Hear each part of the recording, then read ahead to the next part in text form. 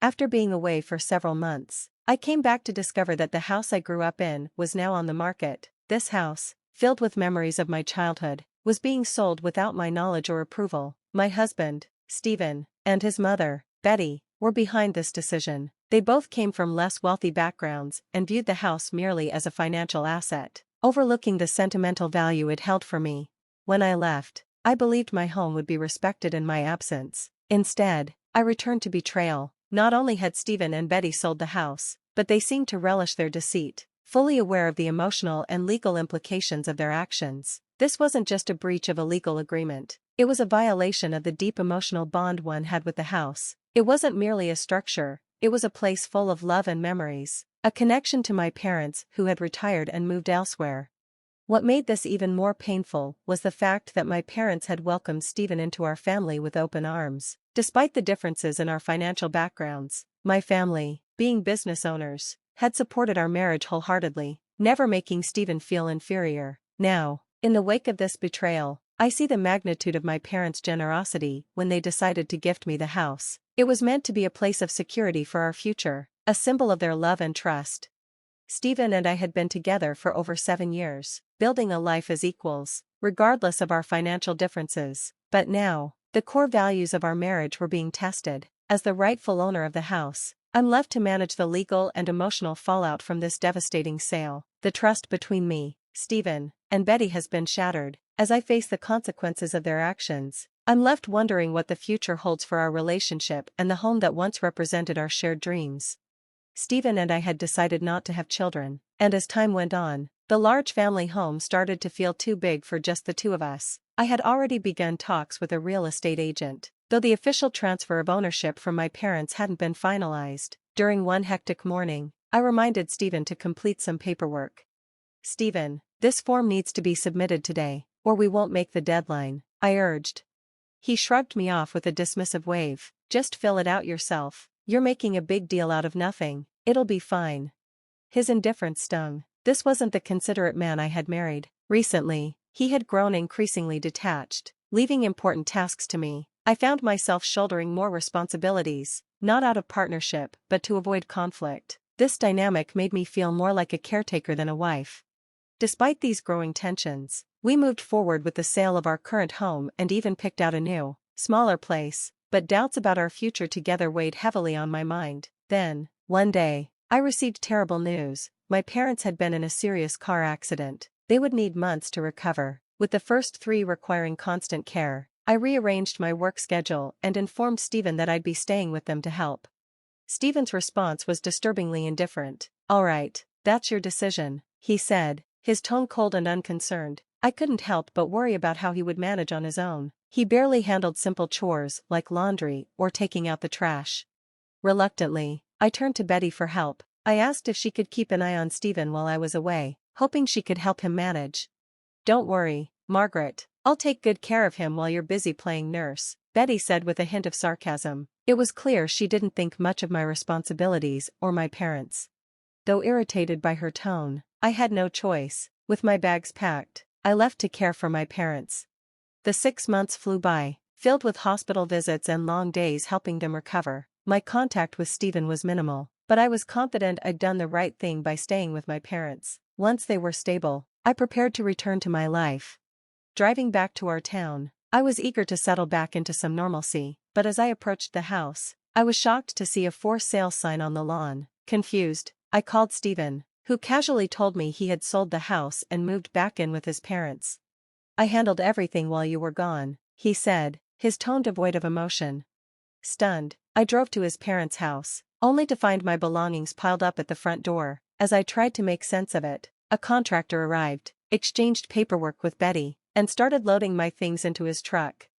Stephen appeared soon after, looking unusually pleased as he and Betty stood near a luxury car I didn't recognize, counting a large sum of cash. The sight was surreal. With a mix of shock and anger, I confronted them, demanding, "What is happening here?" Betty responded with a dismissive chuckle. "I took care of that clutter you call your house. You've always been too well off to know how to manage things properly."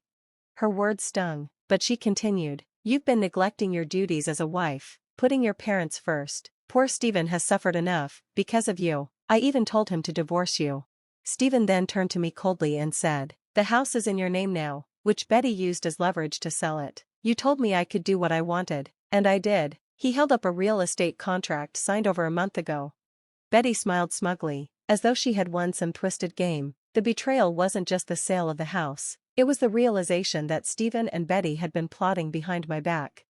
In the midst of the chaos, I gathered myself and said firmly, "But the house should already be under contract with another agent. Any sale without my signature is illegal. You've breached the contract, and now the real estate company will come after you for compensation."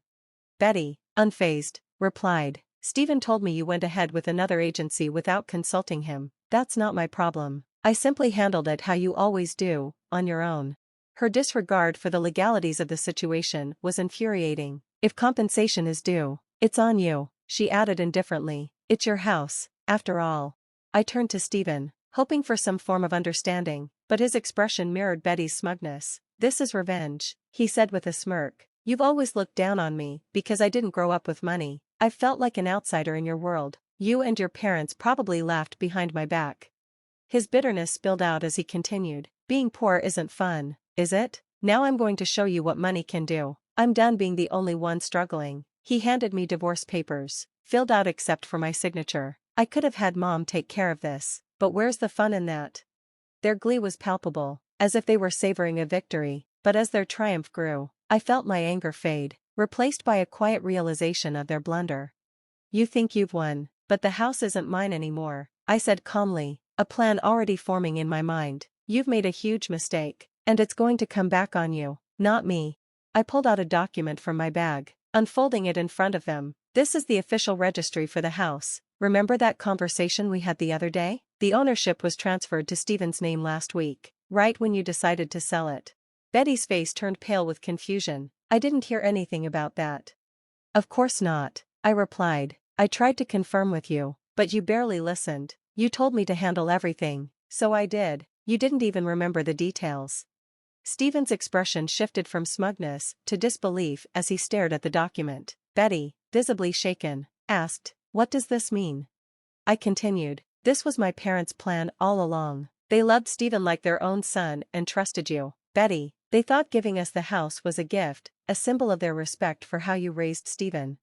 I let the weight of my words settle. "But now, you've both betrayed that trust. What you've done is not just a betrayal to me, but to my parents' intentions." Stephen and Betty stood there, stunned, their faces drained of color as they grasped the gravity of their actions. "You're dealing with two real estate companies now, both of which will demand compensation for breach of contract. I'll handle my end with my agency, but you'll have to sort out your own mess." I looked at them, disappointment clear in my voice. "This is on you now." I can't believe the agency accepted such a rushed explanation and proceeded with the contract. "If you had concerns or opinions, you should have been honest with me instead of resorting to trickery. It's not merely about financial status, it's about being truthful and respectful." My frustration boiled over as I confronted Stephen and Betty, raising my voice. "This is not about wealth, it's about the emptiness in your hearts," I stated firmly. In the heat of the moment, I pulled out my phone, ready to call the real estate agency and report the deceit. Just as I was about to dial, Stephen interrupted me, his tone desperate.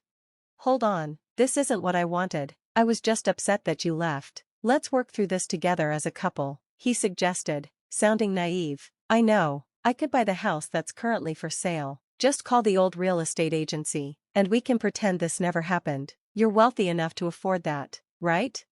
Betty, who had been quietly simmering beside him, interrupted. Her fear of losing everything shifted her loyalty.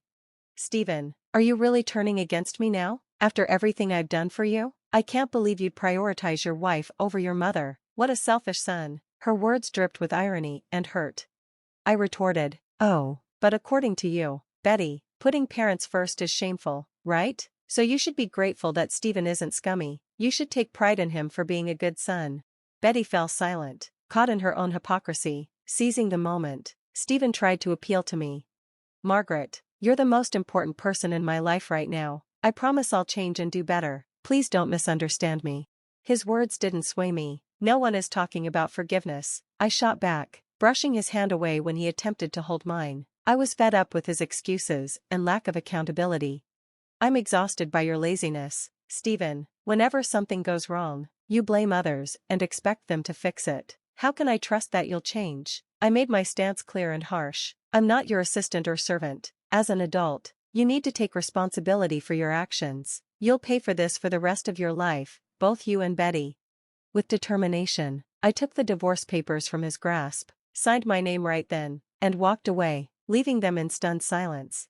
After that chaotic day, the divorce process, while complicated, eventually concluded. Ironically, Stephen and Betty later sued my family, claiming my parents had deceived them and demanded compensation. The ordeal wasn't over, but I was prepared to face whatever challenges arose with a clear conscience and a firm resolve to uphold my family's integrity. As anticipated, Stephen and Betty lost their lawsuit. Their deceitful tactics backfired, leaving them financially liable for significant compensation to both real estate agencies involved. The fallout from their actions spiraled into a blame game, suggesting a long and troubled future for them. Meanwhile, my employer generously arranged for me to work remotely, allowing me to be with my parents during their recovery. Returning home has been a grounding experience. Each day, we navigate their rehabilitation together, sharing small yet meaningful gestures of care. Your bath is ready, my father says, a simple kindness after a long day. Thank you, I respond. I'll wash the dishes, so you can relax first. You must be tired after today's rehab. No, you go first, Margaret, he insists. I'll clean the tub later. Take a moment for yourself. Living with my parents again, I witness the unwavering support they give each other as they recover from the accident. It's in these quiet, everyday moments that I've realized what was fundamentally missing in my marriage to Stephen: mutual respect and consideration. Initially, the divorce brought sadness and frustration, yet, watching my parents has given me a clearer understanding of what a loving and supportive relationship looks like. I've learned valuable lessons about respect, communication, and the kind of partnership I desire if I ever choose to open my heart again. I'll be much more cautious, armed with the insights I've gained from this experience. I'm determined not to add any more stress for my mom and dad. Instead, I'm focused on applying these lessons as I move forward and expressing my gratitude to them. This new chapter at my parents' home isn't just about recovery, it's about starting afresh, strengthened by the wisdom gained from past experiences and a renewed appreciation for the family that has always stood by me. Thanks for watching. See you again in the next video, and stay stunned.